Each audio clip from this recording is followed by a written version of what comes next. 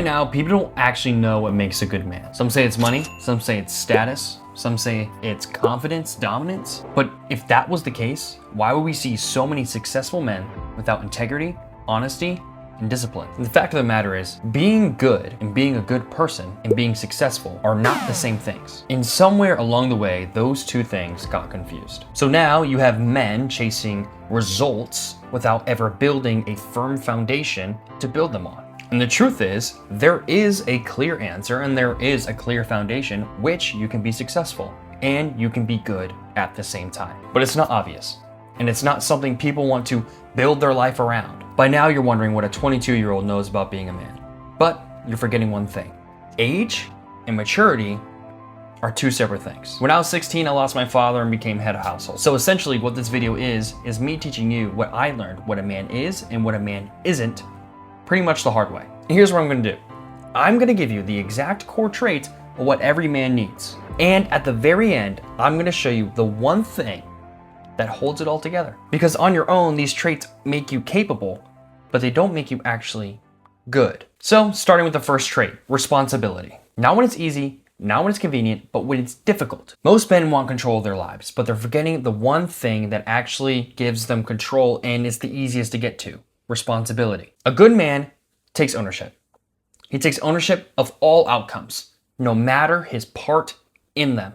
No matter if they're good, no matter if they're bad, he takes part. And that always includes things he didn't necessarily cause, but he has to respond to them in a way that is good. Because it's extremely easy to take responsibility for something that is your fault, but it is not when things seem unfair. That is essentially the dividing line of good men and bad men. Blame asks, why did X happen to me?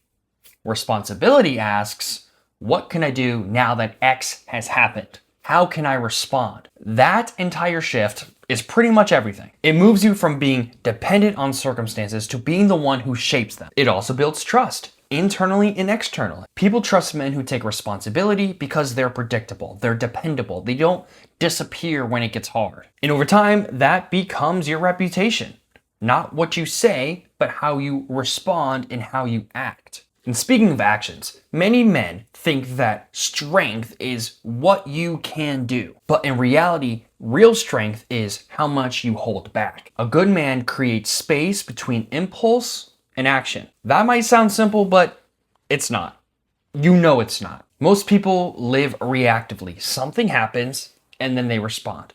They never take a moment to pause and think before they do. A man with self-control pauses, not forever, not to make everyone think, oh, this guy's stupid, he's finding a thing to say, but he pauses long enough for him to recollect his thoughts and to choose the correct action of what he's going to do. He's going to choose the right thing to say and the right thing to do at all moments, at all times. He's going to take a moment, and instead of acting crazy, he's simply going to act good. This is extremely prevalent in conflicts. A good man will not escalate the conflict if it does not need to be escalated. And here's the thing. Many people think self-control is just being emotionless. It's not. Self-control is essentially just being directed. Because if you don't direct your emotions, they end up directing you and where you're going to go. Over time, that leads to inconsistency. You say one thing and do another.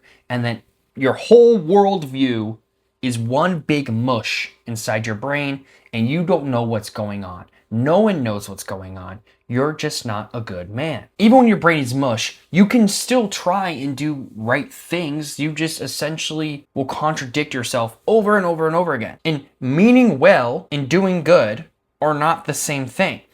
To truly become good, you need to become useful as well. A good man invests in being capable. Not just busy, not just trying, capable. He learns skills that solve real problems. He learns skills that actually truly matter. He doesn't avoid difficulty. He leans into it. He gives it a shoulder. He lets it know that he's there. Because difficulty is where competence is built. And competence builds strength, and it builds you being capable. If you're competent, you don't second guess everything. You don't challenge your own self. You challenge others. And more importantly, you rely on yourself in times of need when you need to. You simply do and you simply act. And there's a level of quiet confidence that comes with this. Not arrogance, simply confidence that you will succeed. But more importantly, this comes in handy when people depend on you. Not when you depend on people. People now depend on you. And you're not guessing anymore. You are simply helping. You've adapted in the past. You've built those skills. And now you can finally help others. You can finally help your family. Just because you put in the time and the effort to be a good man. And one thing a good man does is bring security. Everyone needs security. And not everyone is willing to become the source of security. A good man creates an environment where people can function at their best. That's what protection really is. It's stopping the chaos before it happens. It's giving people an environment where they can truly be themselves. Protection is not reacting to threats. In part, it may be, but it's not. This shows up on how you handle pressure as a man. If you panic, everyone sees it. Everyone feels it. If you are steady, everybody settles. Everyone's okay. It also shows up in what you tolerate. Dysfunction will not arise unless you allow it. You have to address your issues firmly and at the beginning. They will grow into bigger and bigger issues, either financially, mentally, emotionally, physically. Address them early, take care of them early, get them done. But if you are going to protect, you need to not be controlling. Control destabilizes everything. It constricts you. It doesn't let you breathe. Protection simply lets you live. One is about power. One is about responsibility, like we mentioned before. People know the difference. This way of protection gives you respect. Every man wants to be respected. Many men want to feel important more than they want to be useful. They have it backwards. A good man is grounded in reality. He knows what he's good at. He knows what he's not. And the fact of the matter is, he's not threatened by either. This allows him to improve. Actually, it shows you where you're wrong. It shows you where you're right. Because if you cannot admit where you're lacking, you can't fix it. Bottom line, humility protects you from arrogance. Humility prevents you from overcorrection. Because arrogance usually comes from insecurities. Needing to prove something, defend something, appear in a certain way. That is all arrogance. That's all insecurity. Be humble. Have humility. This removes all the pressure. This will allow you to act and think clearly and not act and think how you are going to be perceived. Clarity will make your actions more effective. But the thing about being effective is anybody can do the right thing once. Very few can do it consistently in a routine. A good man builds systems, not bursts of effort, because bursts don't last. Consistency comes from structure. Consistency comes from habits.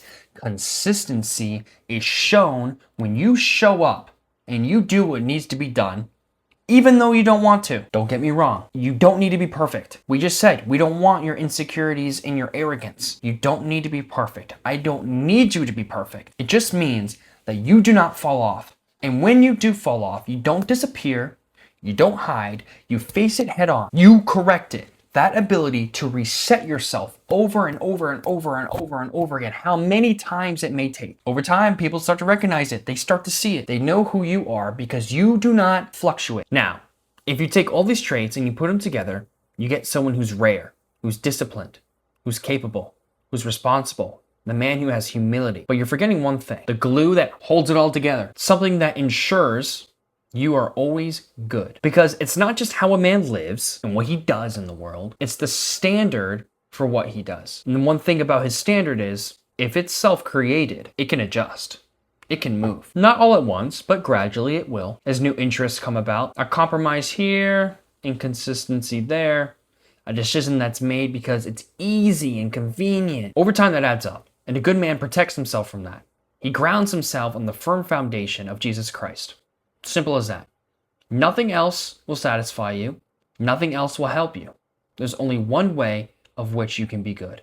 And consistently good. And always good. Because you'll always be reminded that you were born for a higher purpose. And there's some things that you cannot simply explain. You just act in such a way of which it enlightens you and the other people around you. That is essentially what a good man is. Do not look at all these traits and say, I can just do them on my own. You can't. There's something more important going on. Thank you everyone for watching. I really appreciate it. If you made this far, subscribe. like the video, comment your thoughts, and see you next time.